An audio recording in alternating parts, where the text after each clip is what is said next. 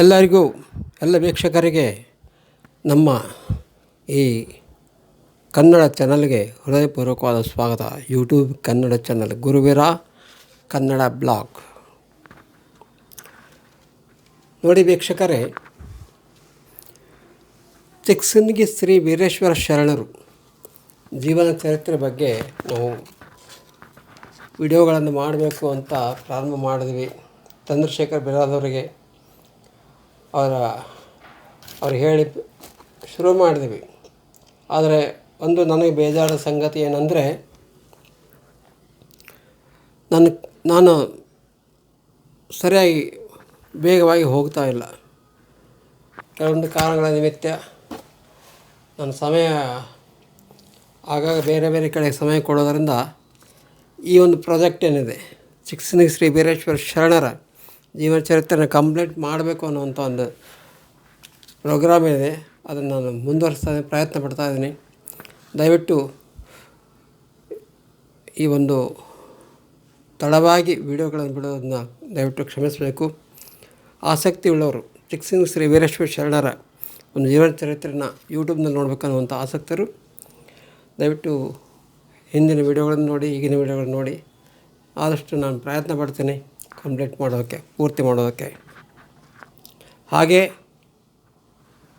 ಈ ಒಂದು ವಿಡಿಯೋದಲ್ಲಿ ನಾನು ಹೇಳಬೇಕಂತ ವಿಷಯ ಏನಂದರೆ, ಚಿಕ್ಕಸಂಗಿ ಶ್ರೀ ವೀರೇಶ್ವರ ಶರಣರು ಬರೆದಂಥ ಈ ಒಂದು ಗ್ರಂಥ, ಜೀವನ ಚರಿತ್ರೆ ಗ್ರಂಥ ಇದೆಯಲ್ಲ, ಇದೇ ಲೇಖಕರು, ಇದೇ ಚರಿತ್ರಕಾರರು ಕಳೆದ ವಾರದಲ್ಲಿ ಕನ್ನೊಳ್ಳಿಯ ಸದ್ಗುರುಗಳ ಇನ್ನೊಂದು ಚರಿತ್ರೆನ ಬರೆದಿದ್ದಾರೆ. ಆ ಚರಿತ್ರೆ ಆಗಲೇ ಬಿಡುಗಡೆಯಾಗಿದೆ. ರಂಭಾಪುರಿ ಶ್ರೀ ಸದ್ಗುರುಗಳ ಹಸ್ತಾಮೃತದಿಂದ ಬಿಡುಗಡೆಯಾಗಿದೆ. 2 ಗ್ರಂಥಗಳು, ಒಂದು ಗದ್ಯ ರೂಪದಲ್ಲಿ, ಇನ್ನೊಂದು ಭಾಮಿನಿ ಷಟ್ಪದಿಯಲ್ಲಿ ಚಂದ್ರಶೇಖರ್ ಬಿರಾದವರು ಬಿಡುಗಡೆ ಮಾಡಿದ್ದಾರೆ. ಚಂದ್ರಶೇಖರ್ ಬಿರಾದವರು ಬಿಡುಗಡೆಗೊಳಿಸಿದಂಥ ಸದ್ಗುರುಗಳು ಶ್ರೀ ಮುರಾರಾಧ್ಯ ಶಿವಾಚಾರ್ಯರ ಸದ್ಗುರುಗಳ ಜೀವನ ಚರಿತ್ರೆನ ಪುಸ್ತಕಗಳನ್ನು ಕೊಂಡುಕೊಳ್ಳಿ, ಓದಿ ಅಂತ ಹೇಳಿ, ಈಗ ನಾನು ಚಿಕ್ಕಸಂಗಿ ಶ್ರೀ ವೀರೇಶ್ವರ ಶರಣರ ಇನ್ನೊಂದು ಸಂಕ್ಷಿಪ್ತ ಒಂದು ಸಣ್ಣ ಒಂದು ಪವಾಡ ಇದೆ, ಅದನ್ನು ಹೇಳೋಕ್ಕೆ ಇಷ್ಟಪಡ್ತಾ ಇದ್ದೀನಿ. ನಾನು ಇಲ್ಲಿ ನೋಡಿ, ಗುರು ಹೇಳಿದೆ ಎತ್ತು ಅಂತ ಒಂದು ಇದೆ. ಇಲ್ಲಿ ಚಿಕ್ಕಸಂಗಿಯಲ್ಲಿ ವೀರೇಶ್ವರ ಶರಣರ ಅವರ ಭಕ್ತರಾದಂಥ ಯಾರು ಶಿವಪ್ಪ ಬಸವಂತಪ್ಪ ಬಡಿಗೇರಂತ ಒಬ್ಬ ಸದ್ಭಕ್ತರು, ಅನುಯಾಯಿಗಳು, ಗುರುವಿನಂತೆ ಶಿಷ್ಯ, ಗುರುವಿನಲ್ಲಿ ಭಕ್ತಿ ನಂಬಿಕೆ ಇಟ್ಟು, ಗುರುವಿನ ಮಾತಿನಲ್ಲಿ ನಂಬಿಕೆ ಇಟ್ಟು, ಅಚಲವಾದ ದೃಢವಾದ ನಂಬಿಕೆ ಇಟ್ಟಂತಹ ಸದ್ಗುರು ಒಂದು ಶಿಷ್ಯ ಶಿವಪ್ಪ ಬಸವಂತ ಬಡಿಗೇರ ಅವರು ಏನು ಮಾಡ್ತಾರಂದರೆ, ಅವರಲ್ಲಿ ಮನೆಯ ಒಂದು ಆರ್ಥಿಕ ಪರಿಸ್ಥಿತಿ ಭಾಳ ಗಂಭೀರ ಇರುತ್ತೆ.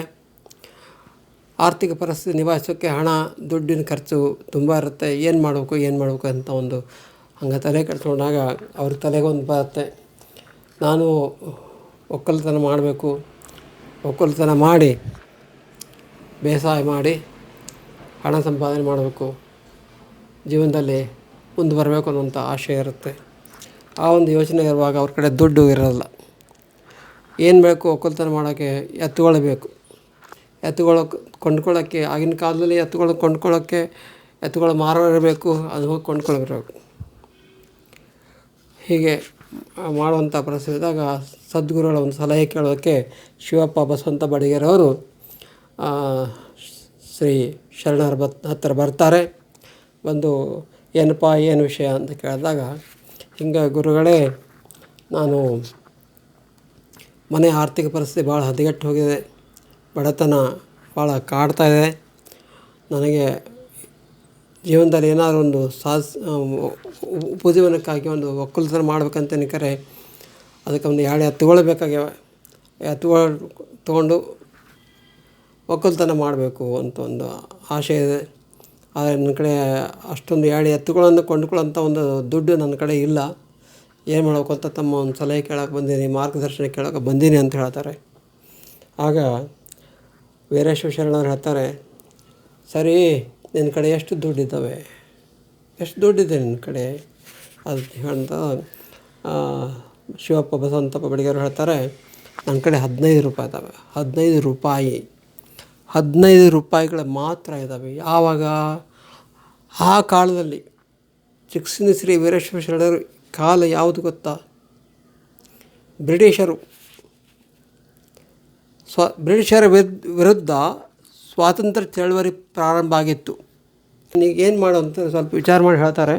ಸರಿ, ಈಗ ಬನ್ನಟ್ಟಿ ಅಂತ ಒಂದು ಹಳ್ಳಿ ಊರಿದೆ, ಬನ್ನಟ್ಟಿಗೆ ಹೋಗಿ ನೀವು ಊರಿಗೆ ಒಳಗೆ ಕಾಲು ಇಡ್ತಾ ಅಲ್ಲೊಂದು ಕಟ್ಟೆ ಇದೆ, ಗಿಡದ ಕಡೆ ಕಟ್ಟೆ ಮಾಡಿದ್ದಾರೆ. ಆ ಕಟ್ಟೆಯಲ್ಲಿ ಒಬ್ಬ ಮನುಷ್ಯ ಕೂದಿರ್ತಾನೆ.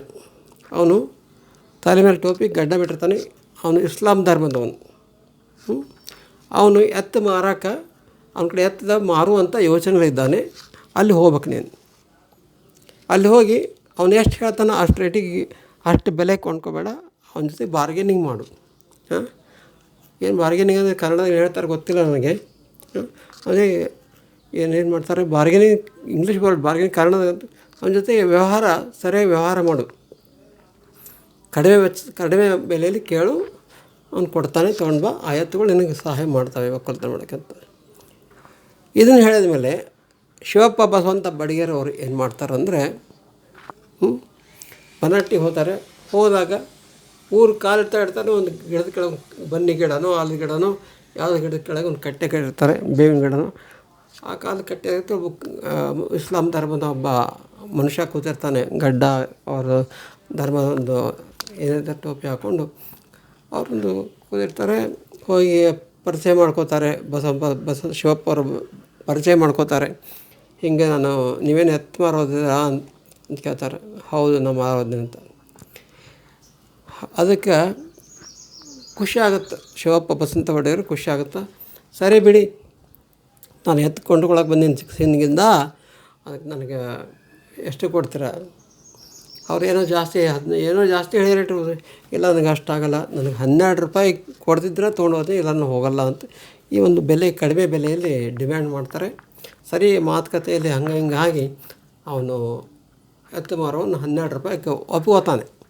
12 ರೂಪಾಯಿಗೆ ಒಪ್ಕೊಂಡು ಆಗಿಂದಾಗ ಎತ್ತುಗಳನ್ನು ತೊಗೊಂಡು ಬಂದು ಶಿವಪ್ಪ ಬಸವಂತ ಬಡಿಗೇರು ವ್ಯವಸಾಯ ಪ್ರಾರಂಭ ಮಾಡ್ತಾರೆ.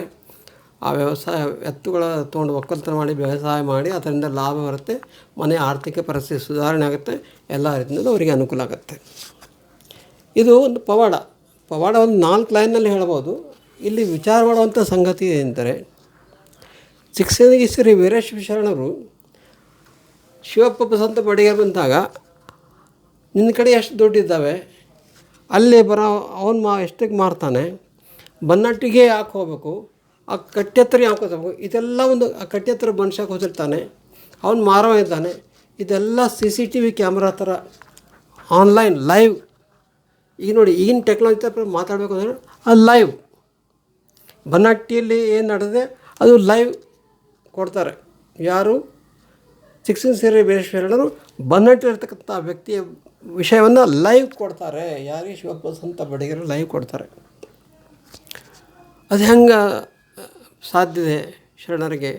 ಅದಕ್ಕೆ ಅವರು ಪವಾಡ ಪುರುಷರು, ಅದಕ್ಕೆ ಅವರು ಸಿದ್ಧಿ ಪುರುಷರು ಅಂತಾರೆ. ಒಂದು ಸಮಸ್ಯೆನ ಅವರು ಮುಂದೆ ಇಟ್ಟಾಗ ಅವರು ಅದಕ್ಕೆ ಪರಿಹಾರ ಸೂಚಿಸ್ಬೇಕಂದ್ರೆ ಅವರು ವಿಚಾರ ಮಾಡ್ತಾರೆ. ಒಂದು ಸ್ವಲ್ಪ ಹೊತ್ತು ವಿಚಾರ ಮಾಡಿ ಈ ಒಂದು ದುಃಖಕ್ಕೆ ಪರಿಹಾರ ಎಲ್ಲಿದೆ ಅಂತ ಅವ್ರಿಗೆ ಗೊತ್ತಾಗುತ್ತೆ. ಅದಕ್ಕೆ ಶರಣಂತ, ಅದಕ್ಕೆ ಮಹಾತ್ಮರು ಅನ್ನೋದು. ಅದು ಅಷ್ಟಸಿದ್ಧಿ ನವನಿಧಿಗಳನ್ನು ಪಡ್ಕೊಂಡಿರ್ತಾರೆ. ಮಹಾತಪಸ್ವಿಯಿಂದ ಮಹಾತಪಬಲದಿಂದ. ವಿಶೇಷವಾಗಿ ಚಿಕ್ಕಸಿಂಗಿ ಶ್ರೀ ವೀರೇಶ್ವರ ಶರಣರು ಶ್ರೀದೇವಿಯ ಭಕ್ತರು. ಶ್ರೀದೇವಿ ಮಹಾತ್ಮೆ ಪುರಾಣವನ್ನು ಓದಿ ಅದನ್ನು ಅರಗಿಸಿಕೊಂಡು ಅದರಲ್ಲಿ ಹೇಳ್ತಕ್ಕಂಥ ಪ್ರತಿಯೊಂದು ವಿಷಯಗಳೇನಿದ್ದಾವೆ, ಶ್ರೀದೇವಿ ಮಹಾತ್ಮೆಯಲ್ಲಿ 5 ಚರಿತ್ರೆಗಳನ್ನ ಹೇಳ್ಬೋದು. 3 ಚರಿತ್ರೆಗಳು ಬರ್ತವೆ. ಒಂದು ಮಧುಕೈಟಭ ಸಂಹಾರ, 2 ಮಹಿಷಾಸುರನ ಸಂಹಾರ, 3ನೇದು ಶುಂಭ ಸಂಹಾರ ಬರುತ್ತೆ. ಈ 3 ಚರಿತ್ರೆಗಳನ್ನು ಓದಿದ ಮೇಲೆ 4ನೇದು ಇಂಪಾರ್ಟೆಂಟ್ ವಿಷಯ ಅಂದರೆ ನಾರಾಯಣ ಸ್ತುತಿ ಅಂತ ಬರ್ತದೆ. ದೇವಿಯ ಸ್ತುತಿ, ದೇವಿಯ ಒಂದು ಅಸ್ತಿತ್ವದ ಬಗ್ಗೆ ಅವಳು ವರ್ಣನೆ ಬರ್ತದೆ. ಇದಕ್ಕಿಂತ ಮುಖ್ಯವಾಗಿ ಏನಂದರೆ ಜೀವನ್ಮುಕ್ತಿ ಅಂತ ಬರ್ತದೆ ದೇವಿ ಪುರಾಣದಲ್ಲಿ. ಜೀವನ್ಮುಕ್ತಿ ಆ ಜೀವನ್ಮುಕ್ತಿ ಯಾರು ಓದಿ ಜೀವನದಲ್ಲಿ ಅಳವಡಿಸ್ಕೋತಾರೋ ನಿಜವಾಗಿ ಅದನ್ನು ಯಾರು ಆ ಹೇಳಿದ ಪ್ರಕಾರ ಯಾರು ಹೋಗ್ತಾರೋ ಅವರು ಸತ್ಯವಾಗಿ ಯೋಗಿಗಳಾಗ್ತಾರೆ, ಅಷ್ಟಸಿದ್ಧಿ ಓದಿಗಳನ್ನು ಪಡಿತಾರೆ, ತಪಸ್ವಿಗಳಾಗ್ತಾರೆ. ಅವನ ಶಕ್ತಿ ಬರುತ್ತೆ ಅವರಲ್ಲಿ. ಅವ್ರು ಹೇಳಿದ್ದೆಲ್ಲ ಬಂಗಾರ ಆಗುತ್ತೆ, ಮಾತಾಡಿದ್ದೇ ಬಂಗಾರ, ಹೇಳಿದ್ದೇ ಚಿನ್ನ, ಎಲ್ಲ ಮುಟ್ಟಿದ್ದೇ ಏನಂತಾರೆ, ಮುಟ್ಟಿದ್ದೆಲ್ಲ ಚಿನ್ನ ಆಗುತ್ತೆ, ಹೇಳಿದ್ದೆಲ್ಲ ಸತ್ಯ ಆಗುತ್ತೆ. ಅವನು ತಪ್ಪಬಲ್ಲ. ಕೆಲವೊಂದು ಜನ ಅಷ್ಟಸಿದ್ಧಿಗಳ ತಪಸ್ಸಿಂದ ಪಡಿತಾರೆ, ಅದರ ದುರುಪಯೋಗ ಮಾಡೋರು ಇದ್ದಾರೆ. ಅದು ಇಂಥ ಶರಣರು ಮಹಾತ್ಮರು ಶ್ರೀ ವೀರೇಶ್ವರ ಶರಣಂತರಾಗಲಿ, ಸ್ವಾಮಿ ವಿವೇಕಾನಂದಂತರಾಗಲಿ, ರಾಮಕೃಷ್ಣ ಪರಮಹಂಸರಾಗಲಿ, ಇವರೆಲ್ಲ ಅಷ್ಟಸಿದ್ಧಿಗಳನ್ನು ಪಡ್ಕೊಂಡ್ರೂ ಕೂಡ, ನವಲಗುಂದ ನಾಗಲಿಂಗ ಸ್ವಾಮಿಗಳಾಗಲಿ, ಎಲ್ಲರೂ ತಿಂತಣಿ ಮೌನೇಶ್ವರರು, ಚಳಕಾಪುರ ಅಂದರೆ ಹುಬ್ಬಳ್ಳಿ ಸಿದ್ಧಾರೂಢರು, ಇವರೆಲ್ಲ ಅಷ್ಟಸಿದ್ಧಿಗಳನ್ನು ಪಡ್ಕೊಂಡವರು.